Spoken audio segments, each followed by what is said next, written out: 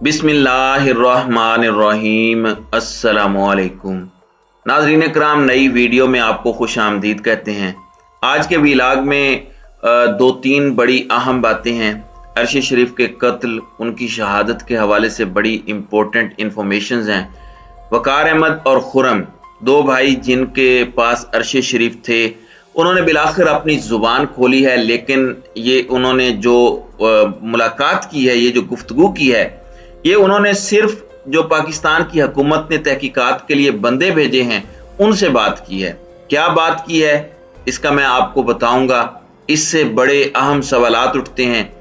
इसके अलावा लॉन्ग मार्च के हवाले से ताज़ा तरीन अपडेट्स क्या हैं, हुकूमत इसको किस तरह से टैकल कर रही है, उनका मौक़िफ़ क्या है, इस्टेब्लिशमेंट कहाँ पर खड़ी है, खान साहब कहाँ पर खड़े हैं, ये मैं अपने इस व्लॉग में आपको तफसील से बताऊंगा। इसके अलावा सुप्रीम कोर्ट का भी तज़किरा करेंगे, जिन्होंने आज़म सवाती पर जो तशद्दुद हुआ उसकी तफसीलात के लिए जो डीजी ह्यूमन राइट्स सेल है सुप्रीम कोर्ट का, उन्होंने कायदे हिज़्ब इख्तिलाफ तहरीक इंसाफ के सेनेटर शहजाद वसीम को तलब कर लिया है सोमवार यानी आज 10 बजे।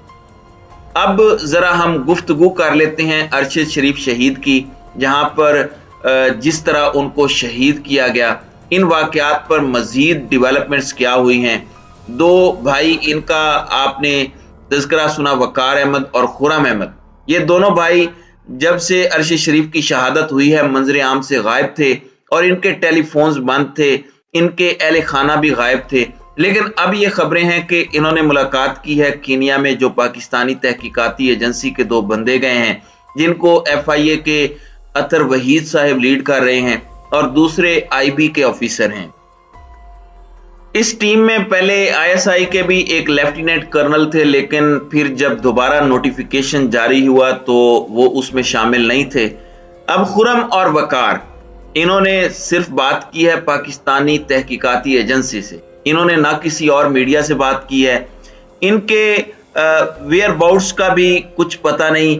वेरी इंटरेस्टिंग कि ये सिर्फ पाकिस्तानी तहकीकाती इदारे हैं, सिर्फ उनसे क्यों बात कर रहे हैं इसका मुझे नहीं पता। लेकिन ये एक सवाल उठ रहा है। इसके मुताबिक इन्होंने ये तस्लीम किया कि अरशद शरीफ उनके मेहमान थे और ये इस बात की तस्दीक भी की है कि अरशद शरीफ उस दिन वकार अहमद की जो शूटिंग रेंज है, उनकी जो लॉन्च है, वहां पर वो खाना खाने के लिए गए थे और खुरम और वकार और अरशद शरीफ ने मिलकर खाना खाया था।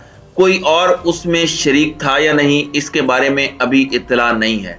खाना खाने के बाद वो वहां से अपने घर के लिए रवाना हुए और वकार अहमद ने रिपोर्टेडली ये बताया कि तकरीबन 18 किलोमीटर जो उनके घर से उनके लॉज तक का रास्ता है वो कच्चा है, उसके बाद फिर पक्का रास्ता शुरू होता है। जब वो खाना खाकर वहां से निकले तो उसके आधे घंटे के बाद उन्होंने ये बताया कि उन्हें ये इत्तला मिली कि वहां पर गाड़ी पर फायरिंग हुई है। खुरम जो उनके भाई हैं, उन्होंने इस बात की तस्दीक की कि वो अरशद शरीफ के साथ थे, लेकिन खुरम को कोई भी किसी तरह से खराश नहीं आई। अब एक बात अहम इन्होंने ये कही कि वो अरशद शरीफ को जानते नहीं थे। किसी एक कॉमन फ्रेंड ने ये उनसे कहा कि इनकी लुक आफ्टर करनी है, इनकी केयर करनी है, तो उन्होंने उनकी मेज़बानी की। ये तस्लीम किया वकार ने कि वहां पर अरशद शरीफ की कीनिया में आमद से पहले सिर्फ एक दफा उन्होंने अरशद शरीफ के साथ खाना खाया था। ये अभी तक उन्होंने नहीं बताया, अगर बताया भी है तो पाकिस्तानी एजेंसीज को अपने तय रखा होगा। और वो ये नहीं बता रहे कि किस शख्सियत ने अरशद शरीफ से उनकी मुलाकात करवाई थी। ये बड़ा अहम नुक्ता है। लेकिन अभी तक ये चीजें इस्टेब्लिश हो चुकी हैं कि खुरम और वकार ये दोनों मेज़बान थे, दोनों आखिरी वक्त में अरशद शरीफ के साथ थे। खाना तीनों ने इकट्ठे खाया। उसके बाद वकार के बकौल खुरम अरशद शरीफ के साथ थे और जब वो निकले हैं घर वापसी के लिए तो तकरीबन आधे घंटे के बाद उन्हें फायरिंग की जो इत्तला है वो मौसूल हुई है। अब सिर्फ इन्होंने पाकिस्तानी एजेंसियों से ही क्यों बात की है, कहीं किसी और मीडिया पर अपना कोई बयान क्यों नहीं दिया? क्या वो कीनियन अथॉरिटीज के पास हैं, उनकी प्रोटेक्शन में है और उनकी एक्सेस हुकूमत पाकिस्तान को कीनिया ने दी है?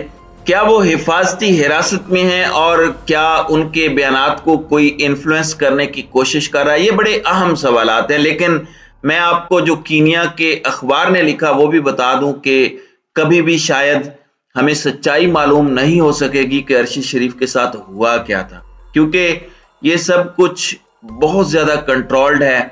इस हुकूमत की तहकीकात पर किसी को एतबार नहीं है और ये सब कंट्रोल्ड है। वो किसी इंडिपेंडेंट मीडिया से बात नहीं कर रहे।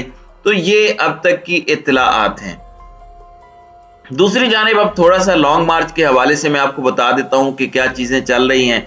सबसे पहले तो मैं आपको थोड़े हालात बता दूं कि इस वक्त हो क्या रहा है। पिछले 1-1.5 महीने से जब से इमरान खान ने लॉन्ग मार्च का ऐलान किया, उसमें जलसे जुलूस और उसमें शिद्दत पैदा की, तो 2-3 चीजें गवर्नमेंट ने फोकस की। गवर्नमेंट ने सबसे पहले तो साइफर के हवाले से जो मौकफ था इमरान खान का, जिस साजिश का वो जिक्र करते थे, उसको तोड़ने के लिए उन्होंने मुख्तलिफ ऑडियो लीक्स की। उसमें साइफर के हवाले से बोला गया और ये तासुर देने की कोशिश की कि ये सब एक साजिश थी जो इमरान खान ने रचाई, क्योंकि उनकी हुकूमत जा रही थी तो एक आम रूटीन में जो किसी सफारतकार की बात थी उसको बुनियाद बनाकर इमरान खान ने साजिश का बयानिया घड़ा। उसके लिए फिर ऑडियो लीक्स हुई, प्रेस कॉन्फ्रेंसेस हुई, लोगों को गिरफ्तार करना शुरू किया गया, लेकिन वो कारगर नहीं हुआ। फिर इसके साथ साथ इलेक्शन कमीशन को इस्तेमाल किया गया। फॉरेन फंडिंग आई गैर ममालिक से और इलेक्शन कमीशन से ये फैसला भी करवाया गया कि तोशाखाना केस में कि इमरान खान डिसऑनेस्ट हैं। फंडिंग के हवाले से भी ये फैसला करवा दिया कि वो फॉरेन फंडेड है ये पीटीआई की जमात। हालांकि इलेक्शन कमीशन का ये इस्तेहकाक नहीं था, इसको भरपूर तरीके से इस्तेमाल किया इलेक्शन कमीशन ने और मकसद ये था कि इमरान खान की जो इंटीग्रिटी है उसमें डेंट डाला जाए और लोगों को ये कहा जाए कि आप पीछे हट जाएं, मगर लोग इससे पीछे नहीं हटे। फिर उसके बाद इन्होंने कोशिश की कि जो पीटीआई के अंदर लोग हैं उनको इस्तेमाल किया जाए। उसमें फैसल वाडा इस्तेमाल हुए, उसके बाद खुरम लगारी की प्रेस कॉन्फ्रेंस हुई, लेकिन ये कोई बंदा भी पीटीआई से तोड़ने में कामयाब नहीं हो सके। फिर इन्होंने ये तासुर दिया कि चौधरी परवेज इलाही पीठ में खंजर घोंपेंगे और वो खान साहब का साथ नहीं देंगे, वो छोड़ जाएंगे। अब वो तासुर भी जायल हो चुका है। लोगों को डराने धमकाने के लिए लोगों को उठाया गया। आजम सवाती को उठा के बरहना किया गया, अरशी शरीफ को मुल्क से बाहर शहीद किया गया और फिर उसका मलबा इमरान खान और सलमान इकबाल पर डालने की कोशिश की गई। शहबाज शरीफ ने मदीना में, वो जगह जहां हमारे प्यारे नबी हज़रत सल्लल्लाहु अलैहि वसल्लम आराम फरमा रहे हैं, वहां पर जाकर ये ट्वीट करवाया और इमरान खान पर इल्जाम लगाया कि जैसे वो इस वाक़े का इंतजार कर रहा था और खुद भी इस वाक़े में किसी तरह से वो मुलविस हैं। यानी मदीना शरीफ जाके भी झूठ बोलने से शहबाज शरीफ बाज नहीं आए, लेकिन लोगों ने इन तमाम मामलात को रिजेक्ट किया और लॉन्ग मार्च के इब्तदाई 3 दिनों का जो रिस्पॉन्स है वो अनप्रेसिडेंटेड है। जिस तरह से लोग निकले उसने माजी के तमाम रिकॉर्ड्स तोड़ दिए और इन पर इस वक्त घबराहट तारी है। अब ये इसको कैसे काउंटर करेंगे?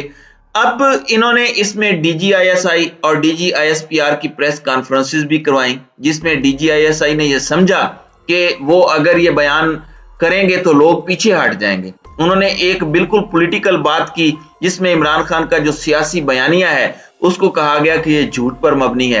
बहरहाल लोगों ने लॉन्ग मार्च में शिरकत करके ये जवाब दिया कि उन्हें डीजीआईएसआई की बात पर भी यकीन नहीं है। अरशी शरीफ के जनाजे में भी जिस तरह लोग शरीक हुए उसने भी इनको झूठा साबित कर दिया। तो नाज़रीन इकराम, ये अब तक की डेवलपमेंट्स हैं। अब देखते हैं कि ये ऊंट किस करवट बैठता है।